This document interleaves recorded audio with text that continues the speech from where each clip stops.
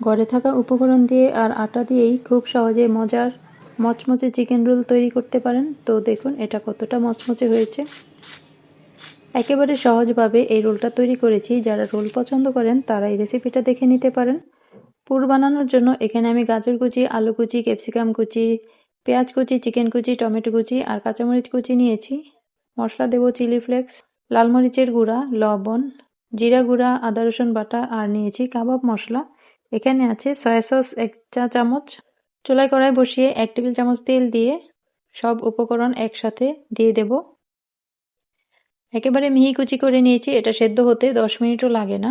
আর এখানে যে capsicum tomato দিয়েছি এজন্য খুব সুন্দর একটা কালার হবে আর খেতেও খুব মজা হবে।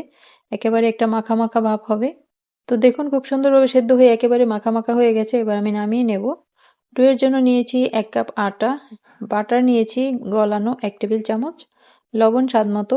একসাথে ভালো করে মিশিয়ে নিতে হবে। বাটারের পরিবর্তে তেলও দিতে পারেন, তবে বাটারটা দিলে ফ্লেভারটা খুব সুন্দর হয় আর কালারটাও বেশ সুন্দর আসে। এবার নর্মাল পানি অল্প অল্প করে দিয়ে যতটুকু পানি লাগে ডোটা মাখিয়ে নিতে হবে। আর ডোটা মাখানো হওয়ার পর উপরে তেল অথবা বাটার লাগিয়ে 15-20 মিনিটের জন্য এটা রেস্টে রেখে দিতে হবে। আর এখানে 1 চামচ পানি 1 চামচ আটা দিয়ে একটা আঠার মতো করে নিলাম রোলটাকে ভাঁজ করার জন্য। এবার ডোটাকে একটু ভালো করে মসৃণ করে ডলে নিয়ে সমান করে কেটে নেব যেন সবগুলো রোল এক সমান হয়। তো যেই সাইজের রোল বানাবেন সেই সাইজ মতো রুটি বানিয়ে নিতে হবে। তো আমি ছোট ছোট বানাবো তাই ছোট ছোট করে আমি ভাগ করে নিয়েছি। প্রথমে রুটি বেলে নেব, তারপর ভেতরে পরিমাণ মতো পুর দিয়ে নেব। ভেতরের পুরটা যার যেমন পছন্দ সেরকম করে বানিয়ে নিতে হবে। তো সাইডে আমি যে আটার মিশ্রণটা রেখেছিলাম সেটা দিয়ে নিলাম। এতে করে খুব সুন্দরভাবে আটকে যাবে, খুলে যাবে না, তেলে দিলেও ছুটে যাবে না। আর এইভাবে বানিয়ে সংরক্ষণ করতে চাইলে সংরক্ষণ করে রাখতে পারেন। এটা 1 মাস পর্যন্ত রেখে খেতে পারবেন। বাচ্চাদের টিফিনের জন্য একসাথে অনেকগুলো বানিয়ে রেখে দিতে পারেন।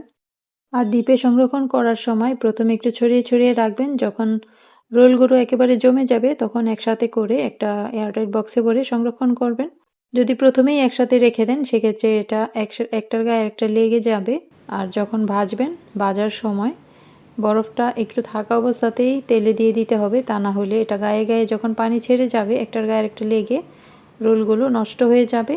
তো এখানে একটা ডিম নিয়েছি, সাথে লবণ মরিচ দিয়ে আমি ডিমটাকে ফেটিয়ে নিয়েছি। আর নিয়েছি ব্রেড ক্রাম্ব। প্রথমে ডিমের মিশ্রণে ডুবিয়ে নেব, তারপর বিস্কুটের গুঁড়ায় গড়িয়ে প্রথমে সবগুলো রেডি করে নেব।